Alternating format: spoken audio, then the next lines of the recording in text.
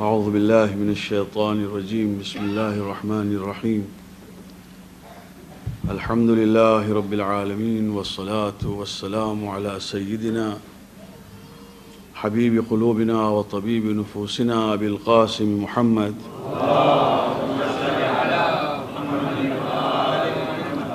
وعلى أهل بيته الطيبين الطاهرين المعصومين أما بعد السلام عليكم ورحمة الله وبركاته.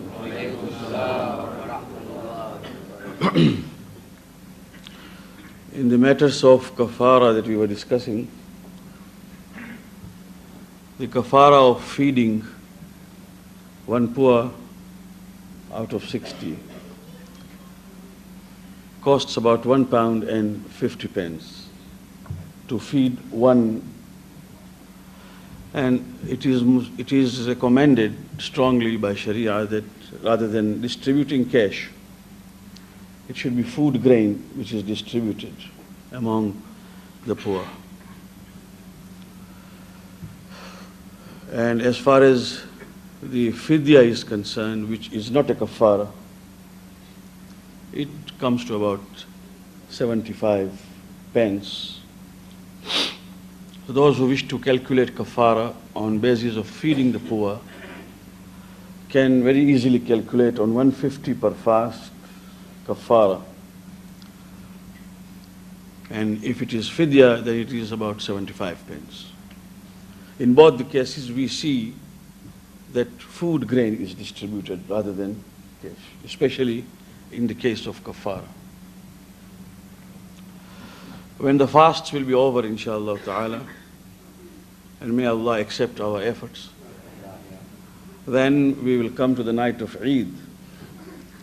And for Eid of Ramadan, which is called Eid al-Fitr, Allah subhanahu wa ta'ala has made us obligatory upon us to pay zakat of fitrah.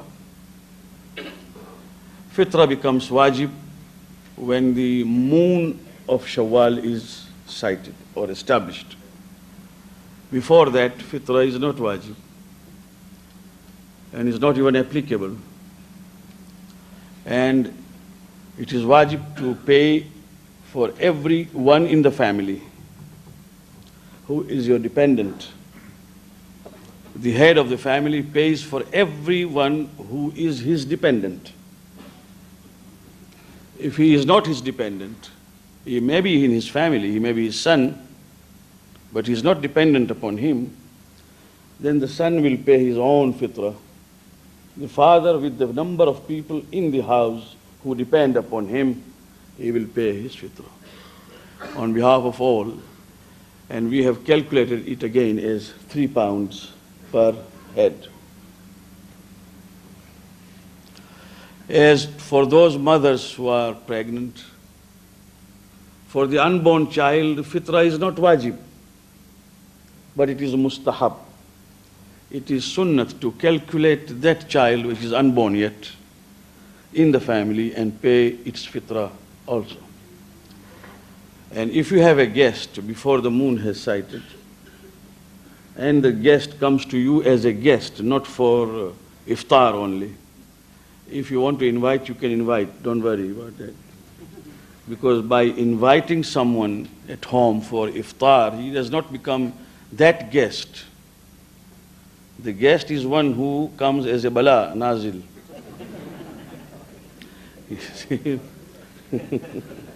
who comes to live with you, comes to stay with you for certain days. That is why the Prophet sallallahu alaihi wasallam said that the guest is only for 3 days. On the 4th day, if you have a guest, then that guest becomes a member of your family. So in any case, for 3 days, we are not even supposed to ask our guest why he has come, what has he come for. He could have come for any purpose. So, if somebody is your guest on the night, the guest who is going to stay with you for some time, then his fitrah is wajib upon you. But those who have come only for iftar and they go fitrah for them is wajib upon themselves and not upon you. Now, when I said 3 pounds, it does not mean strictly 3 pounds. We have calculated. It actually is on the food that you have been consuming during the year, your principal diet, your main diet. Now, someone may argue and say that I don't eat this and I eat that, and therefore it is cheaper. Let him calculate himself. It can be cheaper. But we have kept one average, and that is 3 pounds. And of course, it is mustahab to pay more. Those who can afford, they may pay more. In any case, zakat-e-fitrah given by non-sayyid cannot be given to a sayyid. For this is zakat-e-wajib, and al-Rasul, those who are the descendants of the Prophet, for them receiving zakat-e-wajib is haram. But if the payer or the giver of fitrah himself is a sayyid, then sayyid's fitrah can go to a sayyid.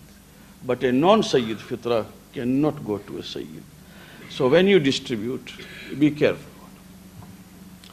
If there is a mustahiq or a deserving person to receive in the country or in the city or in the town, then we must not send the money of fitrah outside. But if there isn't one, or if there is a balance after distribution, then it can be sent out. And when distributing zakat-e-fitrah, always remember that your own relatives, those who are related to you by blood, and if they are deserving, they stand first chance. Even if they are outside, say in India or Pakistan or Iran or Iraq, your own relative, related to you by blood, and they are in need, then they have the first chance. They should be given first. And if you do not know of any, then it can be distributed for 8 purposes. One of them is distribution among the needy families. Now, many people give fitrah in the month of Ramadan. They must remember that there is no fitrah in the month of Ramadan. Fitrah is on the night of Eid. But if anyone gives any sum, Ayatullah Sistani, as Ayatullah Al-Khui and Ayatullah Gulpayagani Ridwanullah alayhima used to say that that money is not fitrah, but it can be taken as a loan, as a qarb. It will be kept on the night of Eid when the Shawwal moon has already been established. The sum that you have given, you can make a niyyah that that is fitrah, and then it will be paid as a fitrah. But before that, you may pay and say this is fitrah, but it cannot be classified as fitrah because it has not become yet wajib. So please keep in mind that don't make the niyyah when you give now. Many people give with the hope that it will be sent out early so that the deserving families may receive the money by Eid or before Eid. Well, that is a good intention, but the niyyat must be made on the night of Shawwal, first Shawwal. In a very brief submission tonight, I have to just speak a few words about what we are passing through at the moment in England and elsewhere,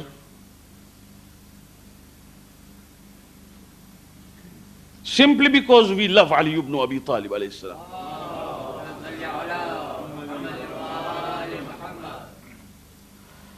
Simply because we have considered and believed in him as our first Imam, and we have believed in him as Khalifatu bila Fasl, the successor of the Prophet without anyone as an intermediary. This has created a problem, and it is absolutely necessary that all of us know about it. How to react, how to respond is another question. But we must know this. First, We have been branded as non-Muslims by BBC program which was shown here, when it was clearly, the words were clear and loud, the Shias are kafir. There was no mincing about the words. And the second thing said was that they don't believe in Quran.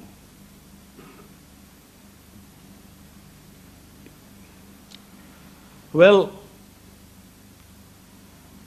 are we kafir?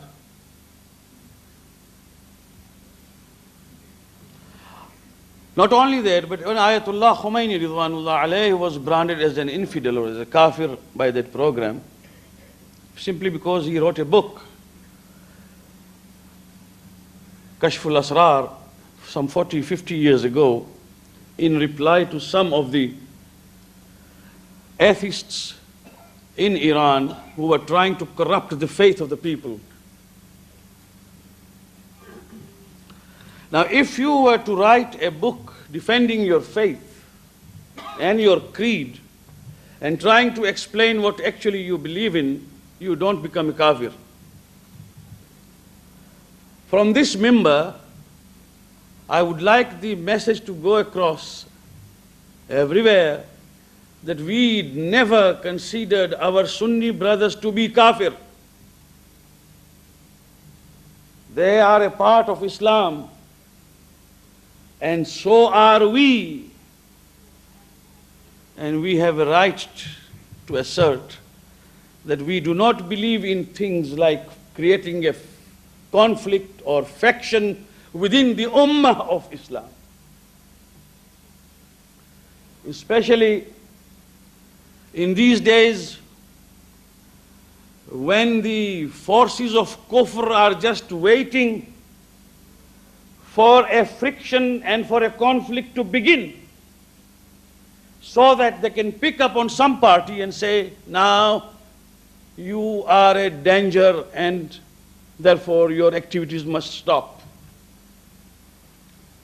Years before we came here, most of us from East Africa, India, Pakistan, years before we came here, Julus of Imam Hussain alayhi salam used to come out.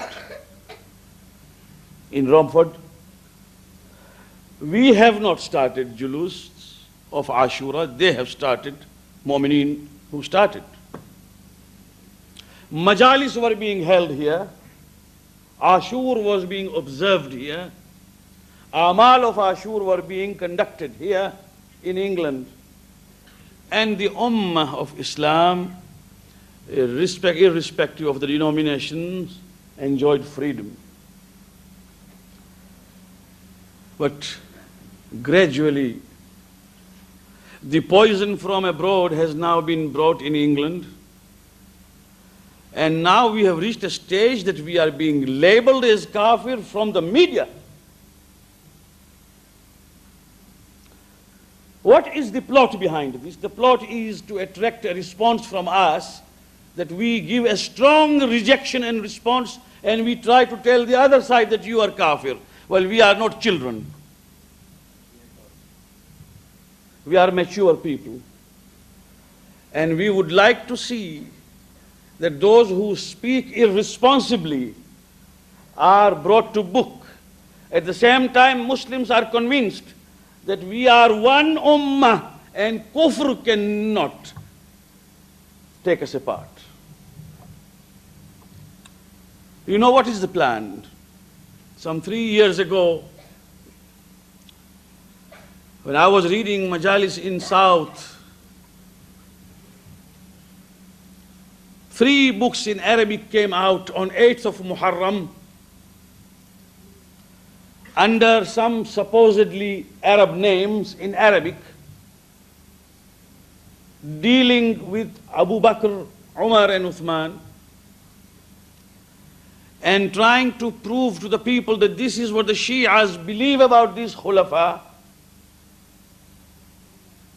And the books were being distributed freely at Hammersmith, at Haidari, at Idare Jaffariya, at Acton Town, here, there, everywhere. so that the Sunni brothers who read those books may rise against the Shias and say this is what they believe in. Who was the printer? Who was the writer? Who was the publisher? No one has been able to ascertain. And it was timed in Muharram so that right in Muharram things can flare up. It was the wisdom of the ulama of both Shia and Ahl Sunnah who sat together to denounce the books and saying that some third element is working to divide the two brothers. Remember this. For if we raise our voices in protest, it's all right. But if we stand up in arms against our own Sunni brothers, then the result will be that tomorrow you will be told, and I can foresee those days, and God may not bring those days, when you will be told that now your Muharram must stop because it is breach of the peace. And now your Azadari must also stop. And now your Julus must be also stopped. And your Majalis must be stopped. Your Matam must be stopped. And so on. And your ulama must not be allowed to enter into the country. Exactly what has happened in Lucknow. Lucknow is the cradle of Azadari. Today, for the last 17 years, there is not a single Julus in Lucknow. Because the response given was so bad and severe that the government, which is a Hindu government, immediately intervened in spite of sympathy for the Shia school of thought. They told the Shia ulama that because you are now posing danger, therefore there will be no Julus. For the last 17 years, there is no Julus.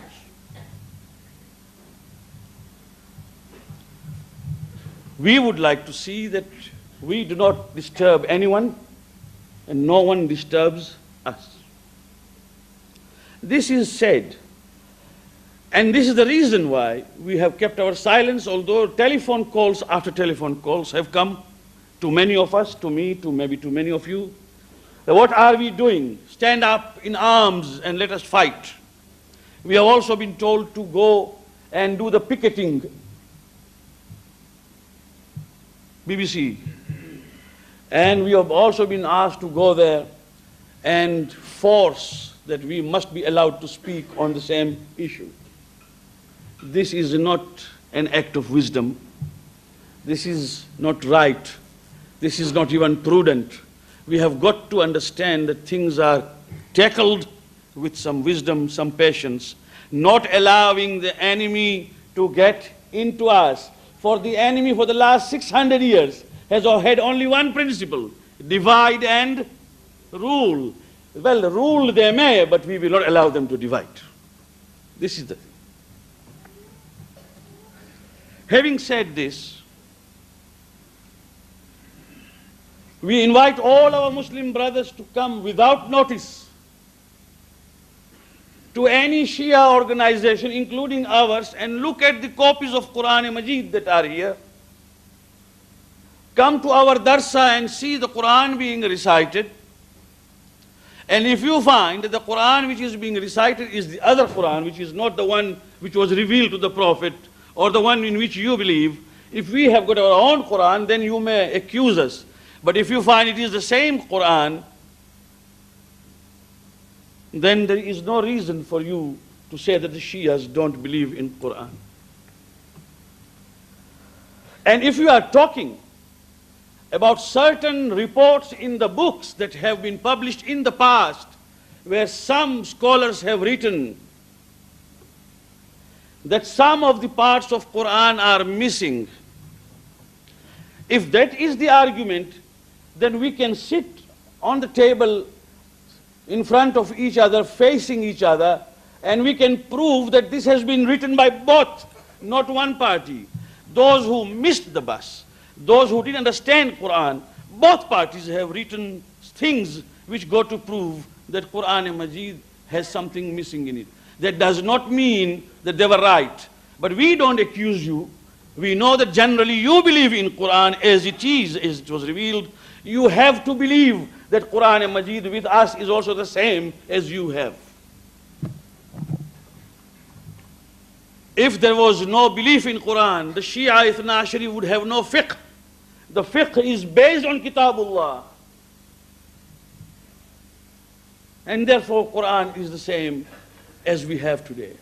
And it was Ali ibn Abi Talib salawatullah wa salamu alayh, who in the days of his own Khilafah was asked by the people, Ya Ali, what do you say about the Quran that we have in hand? And Imam alayhi salam said, this is it. All that was revealed to Muhammad is here, between the two covers. Read as it is, and there isn't anything omitted or anything added. So, why are we being accused? We don't know. Now I want to present something for us here to understand. Because I'm talking to our own youngsters. Remember, Islam came to save humanity from the pitfalls which are brought in by idol worshipping. Idol worshipping is just standing before the idol, whether you consider that idol as God or you consider that idol as an intermediary which will take you to God. But it is made by you. Before the Prophet came, in Arabia they used to build, they used to create, they used to actually prepare statues and idols from various materials. Some of them even created and prepared them from dates, wheat flour. You see, they prepared from wood, from iron, from metals. And those which are prepared from dates and flour and all that, they were testy gods. Because in the days of famine, the same were eaten up. In a recent film which was released by Bengal, a recent film, and I sometimes want you to see those films which awaken the minds of the people. I'm not talking of those Dallas. The film which was written by Sharad Babu, the great sage of Bengal. Sharad Babu was a reformist. He shows a scene where a young Hindu priest comes back to his village after years. And when he comes home, his parents receive him and say, have you come after having learnt? He says, yes, mashallah, I have come after having studied lot.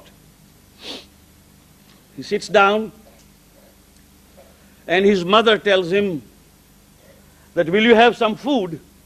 He says, yes, but then I must first go and have a bath, what they call snan. So he went into a nearby stream and started taking his snan or bath. And from there he could see one great statue lying on the bank of the river rotting. So after taking bath, he came back to his mother and father and said, Pitaji, Pitaji means father, हमारे देश में, हमारे देश की तरह हमारे खुदा भी मजबूर हो गए. In our country, our gods have become as helpless as our country is. And the parents said, what happened? He said, I could see Allah, our God there, rotting. It can't help itself. This is exactly what was happening then. If you read the history of Amr ibn al-Jamuh, he became Muslim like this. He had a small temple in the house in the days of the Prophet. And he had gods carved out of sandalwood. Sandalwood. Very, very expensive. And in the middle of the night or sometimes early in the morning when he was asleep, some youngsters who had become Muslims would enter in the temple and take out those sandalwood idols and throw them in the gutter. He would rise for his worship and see God is not there. So he would go out in search of his deities and find them in the gutter. Oh, he said, I'm so sorry. Take them up, clean them, put some perfume, bring them back, reinstate them and say. But it went on and on and on. One day he said, now look, my God, I can't go on defending you forever. So he took a sword which he used to wear and kept it on the shoulder of the idol and said, now this is the arm, I have already armed you now. You can now defend yourself. And the second day, when the idol was seen in the gutter, he looked at it and he said, if a God cannot defend himself, how can he defend me? I will go to Muhammad and profess faith in he who created, who defends, who looks after me. Inni dhahibun ila rabbi sayahdeen. Hazrat Ibrahim alayhi salam tells, I am going unto my Lord who shall guide me. It's a very important ayah in Quran. Inni dhahibun ila rabbi sayahdeen. Now, when the Prophet sallallahu alaihi wasallam passed away, this belief in Tawheed and in the concept of Allah subhanahu wa ta'ala had to be protected. You see, Hazrat Musa alayhi salam, if you read the Quran, you'll find that when he crossed the Nile and Fir'aun was drowned, when he crossed onto this opposite bank and he brought his whole community safe outside the river Nile, they saw someone there worshipping an idol. Immediately the people said, Ya Musa, can we not have one beautiful God like this?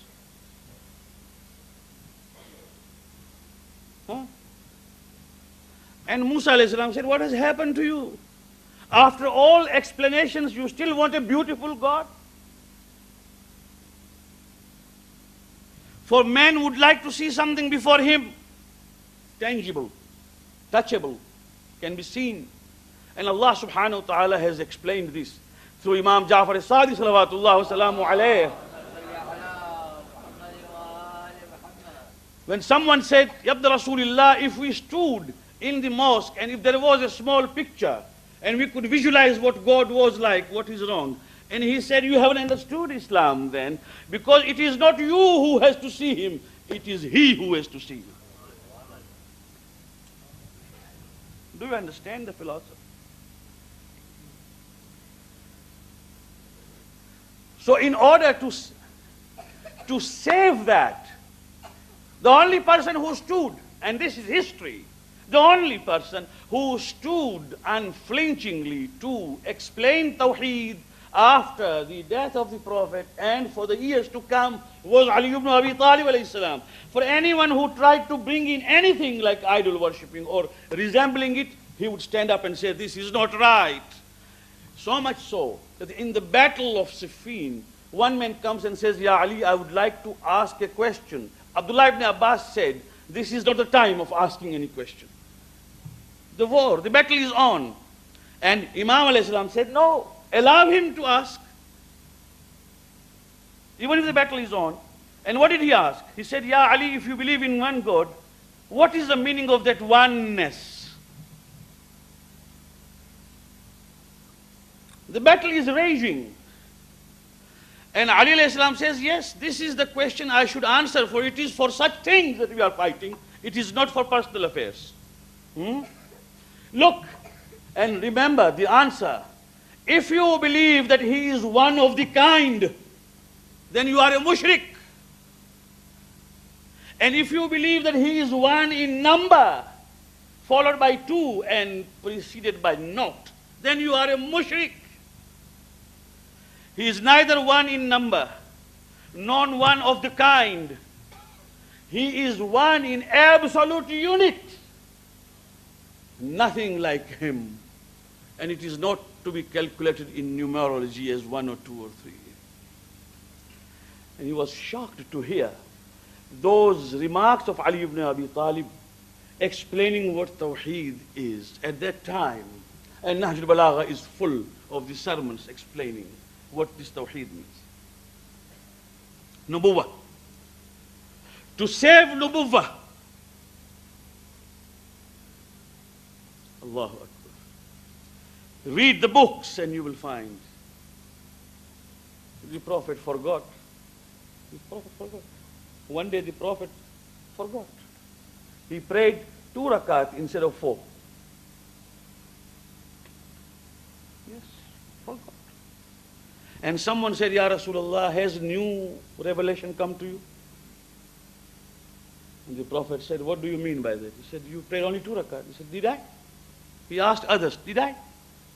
When all of them said, Ya Rasulullah, yes, today you were kind, you only prayed 2. The Prophet came back to the Musalla and finished the rest.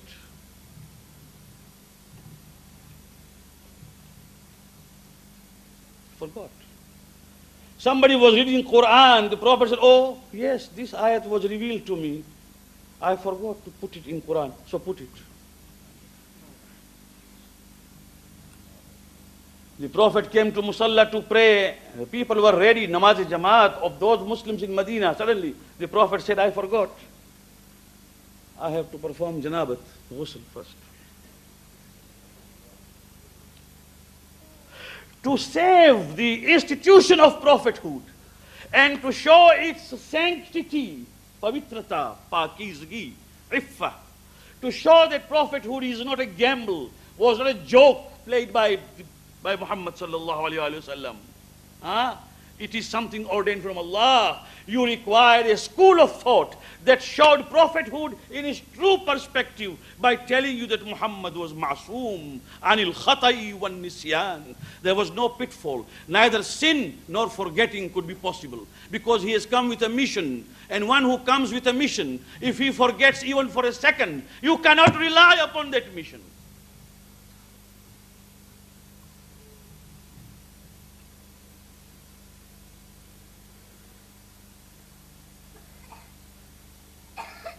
It may not be possible for me to address such a big crowd again.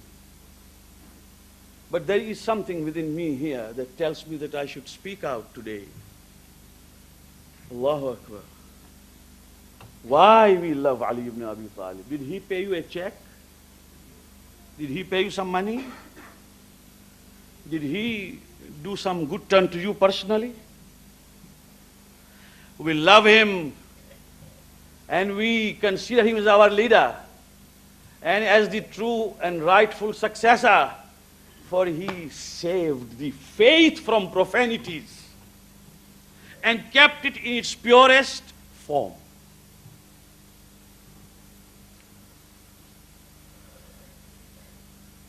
So, one day, they write, the Prophet was standing before the idols in the Kaaba. And there were all the great mushrikeen standing there. And it is written in Tabari that the Prophet in his mind prayed and said, may Allah not send any ayah today, otherwise these people will be displeased. But Allah was stubborn. He sent, Bismillahir Rahmanir Rahim, وَالنَّجْمِ إِذَا هَوَى مَا ضَلَّ صَاحِبُكُمْ وَمَا غَوَى, as you know, that ayat, that surah of Wan-Najmi. And when it came to that ayah which deals with all those Guru Garantals were there, you see, some of them were known as Lat and some as Uzza and Hubal and all that.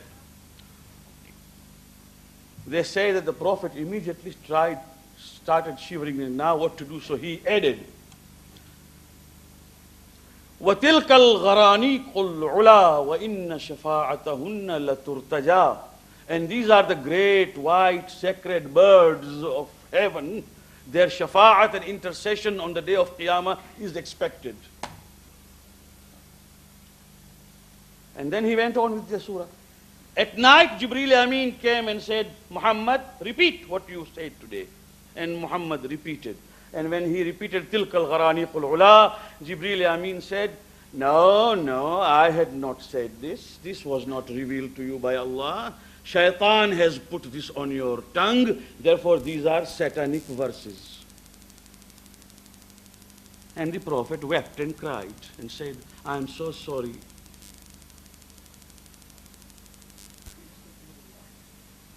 Who will you blame?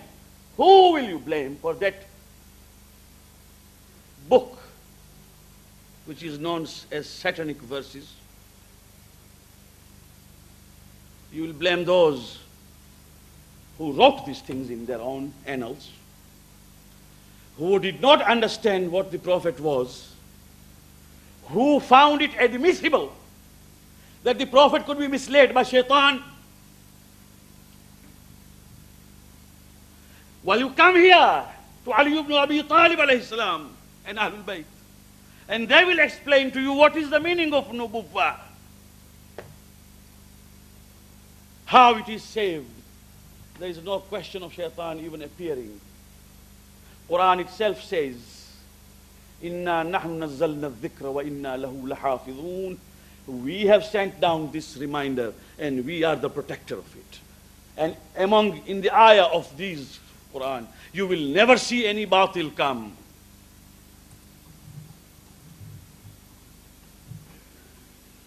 He protected Nubuwwah. He protected Qiyamah. He gave the meaning of Qiyamah to us, the way the Prophet wanted us to understand. And in spite of all the developments in thinking, Ali ibn Abi Talib always stood at the foremost. And it is for this reason that even today when you read Nahj al-Balagha, sometimes there is an inkling and a hint. There are many things which have still not been understood by the people of today. Maybe Ali ibn Abi Talib is pointing one step forward when the world will know what Ali alayhi salam has said.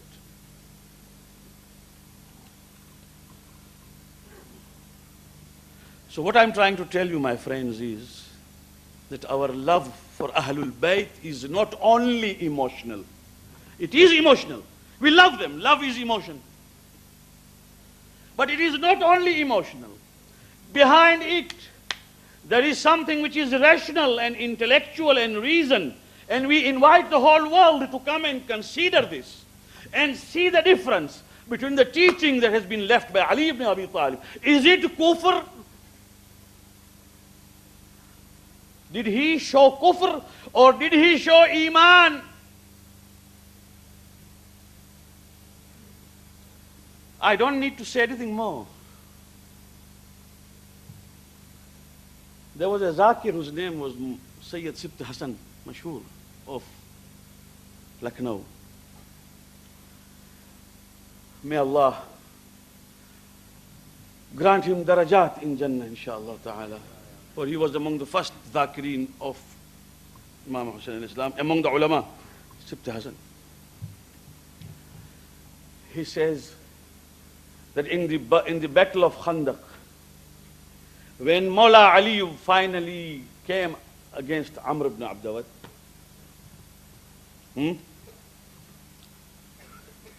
the Prophet said, Barazal imanu kulluhu ilal kufri kullih. Iman in its full embodiment has advanced towards kufr in its full embodiment. Certificate to Ali ibn Abi Talib is Imanu Kul. But there he writes, and he used to say on Mimbar also, he said, do you know one thing? That before Ali ibn Abi Talib came forward and proceeded, he asked Amru to alight from his horse. He said, Amru, you come down your horse and I will also come down. Let us fight as man fights a man on our feet. There he writes that the purpose of alighting from the horse is that it is Barazal Imanu Kullu. Even the horse is not the part of Iman. It is Ali himself and himself who is the part of Iman.